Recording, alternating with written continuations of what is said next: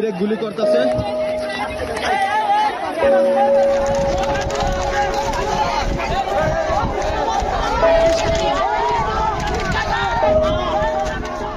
জুলাইয়ের শুরু থেকে আগস্টের 5 তারিখ চরম রাষ্ট্রীয় নিপীড়নে হত্যাকাণ্ডের শিকার হয়েছে অনেক পরিবার।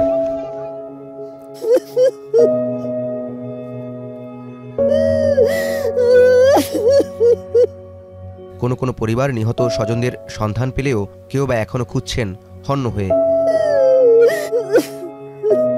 তাদেরই একজন নার্জিয়া আক্তার ও তার সন্তান মুহাম্মদ রাইয়ান।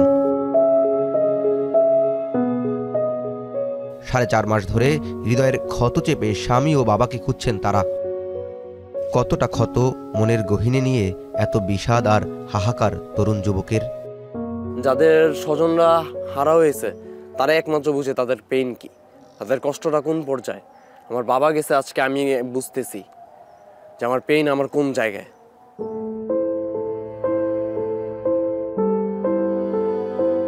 বৈষম্যহীন রাষ্ট্রের দাবিতে জুলাইয়ে দেশব্যাপী যখন প্রবল প্রতিরোধ, তখন তা দমনের জন্য আইনশৃঙ্খলা বাহিনীর পাশাপাশি আওয়ামী লীগের নেতাকর্মীদেরও আন্দোলন দমনে গুলি চালাতে দেখা যায়।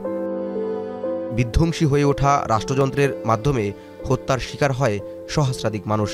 অভিযোগ ওঠে গণহত্যার। অজ্ঞাত সমাধিগুলোর সামনে দাঁড়িয়ে এই পরিবারটি যখন প্রার্থনা করছে, তখন তারা জানে না ঠিক কোন সমাধিটি তার স্বজনের। জুলাই আগস্টে ঘটা হত্যাকাণ্ডের শিকার স্বজনহারা এই পরিবারটির দাবি, রায়ের বাজার এই বুদ্ধিজীবী কবরস্থানের এই জায়গাটিতেই গণকবর দেওয়া হয় তাদের পরমাত্মীয়কে। পরিবারটি দাবি করছিল 18 জুলাই রাজধানীর গোলাপবাগে আন্দোলন চলাকালে পুলিশের সহায়তায় ছাত্রলীগ ও যুবলীগ কুপিয়ে হত্যা করে রফিকুল ইসলামকে। পরবর্তীতে হাসপাতাল থেকে মর্গ কিংবা ময়লার ভাগারে খোঁজাখুঁজির পর আঞ্জুমান মফিদুলের মাধ্যমে খোঁজ মেলে বুদ্ধিজীবী কবরস্থানে। এখানে এসে আমার লাশটাও সঠিকভাবে আমি বলতে পারতেছি না যে এইটা আমার স্বামীর কবর। আজকে এখানে আসি শুধু তীর্থে কাকের মতন তাকাই থাকি। এখন আমার কি, আমরা কত কষ্টে আছি একমাত্র আল্লাহ ভালো জানে। সরকার হচ্ছে দাবি একটাই যে আপনার অতি দ্রুত সম্ভব যে কোনো একদিন, স্পেসিফিক একটা দিনের ভিতরে ডেকে তাদের ডিএনএ টেস্ট করে তাদের স্বজনের লাশ তাদেরকে বুঝিয়ে দেওয়া। পরিবারটি যখন গণকবরের কথা বলছে, তখন আমরা এই কবরস্থানের মসজিদের ইমামের কাছে জানতে চাই ঘটনার সত্যতা নিয়ে। জুলাই মাসের 1 তারিখ থেকে আগস্ট মাসের 5 বা 10 তারিখের এর মধ্যে 81টা কবর শনাক্ত করা হয়েছে, কিন্তু গ্যাঞ্জামের সময় সম্ভবত 60 থেকে 65টা আঞ্জুমান লাশ নিয়ে আসছে আর কি। 5 তারিখের পরে কি আসছে এখানে? আগস্ট মাসের? হ্যাঁ, এটা তো ওই নোট খাতায় আছে আর কি, আমার মানে স্মরণে নেই। ইমামের কথার সূত্র ধরে আঞ্জুমান মফিদুলের মুখপাত্রের সাথে একাধিকবার যোগাযোগ করার চেষ্টা করা হলেও মেলেনি সদুত্তর। আপনি অফিসে আসছেন? ওই দিন যে সাংবাদিকরা আসছিল তারা আসছিল, আপনি তো কথা বলেন ওই এখন টিভি।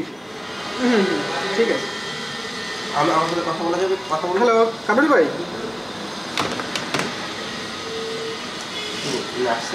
না, আমি বাড়ি গেছি। এটা তো আপনার আমাদের যিনি দাফন সেবা অফিসার আছে তার সাথে কথা বলতে হবে। আমি হচ্ছে ওনার কাছ থেকে আপনার নম্বরটা নিয়েছি।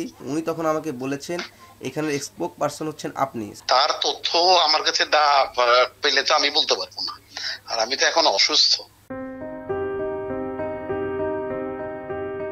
যারা প্রথম এই গণকবরের সন্ধান দেন সেই বৈষম্যবিরোধী ছাত্র আন্দোলনের নেতারা বলছেন 127টি কবরের সন্ধান পেয়েছেন তারা। ডিএনএ টেস্টের মাধ্যমে লাশ শনাক্ত করে পরিবারগুলোর কাছে ফিরিয়ে দেওয়ার দাবি জানানোর সাথে গণহত্যার সাথে যারা জড়িত তাদের বিরুদ্ধে আইনি প্রক্রিয়ায় যাবার কথাও বলছেন তরুণ নেতারা। যারা নিহত হয়েছেন তারা শহীদ, তাই তাদেরকে চিহ্নিত করে তাদের লাশকে সসম্মানে তাদের পরিবারের কাছে ফিরিয়ে দেওয়া, এটা আমাদের মনে হয় যে অন্তর্বর্তীকালীন সরকারের একটি দায়িত্ব। আমরা একটা পেপারস রেডি করছি, যার ভিত্তিতে আমরা আসলে স্বাস্থ্য মন্ত্রণালয় সহ স্বরাষ্ট্র মন্ত্রণালয় যে দপ্তর আছে এবং পুলিশ হেডকোয়ার্টার্স সব জায়গায় আমরা এই কিটগুলো, ডকুমেন্টস এবং কাগজগুলো প্রেরণ করব। এদিকে ডিএনএ স্যাম্পলিং করার জন্য আদালত থেকে নির্দেশনা আসার অপেক্ষায় আছে স্বাস্থ্য অধিদপ্তর। এখন প্রশ্ন হচ্ছে যে বেওয়ারিশ লাশ দাফন করা হয়েছে বলে কোনো জায়গা যদি চিহ্নিত করা হয় এবং যদি আইন প্রয়োগকারী সংস্থা সেই ক্ষেত্রে বাদী মামলা করে, আদালত থেকে আদেশ আসলে সেই ক্ষেত্রে স্বাস্থ্য মন্ত্রণালয়ের লোক হচ্ছে স্যাম্পলটা ল্যাবরেটরিতে পরীক্ষা করা মাত্র। দ্রুত সময়ের মধ্যে কবরগুলো চিহ্নিত করে পরিবারের কাছে মরদেহগুলো ফিরিয়ে দেওয়ার পাশাপাশি সুষ্ঠু বিচারের প্রত্যাশা ভুক্তভোগীদের। জাওয়াদ মাহমুদ, এখন, ঢাকা। একনল হ্যান্ড ওয়াশ 100% প্যারাবেন ফ্রি, তাই নিরাপদ হাতের জন্য আস্থা রাখুন একনলে।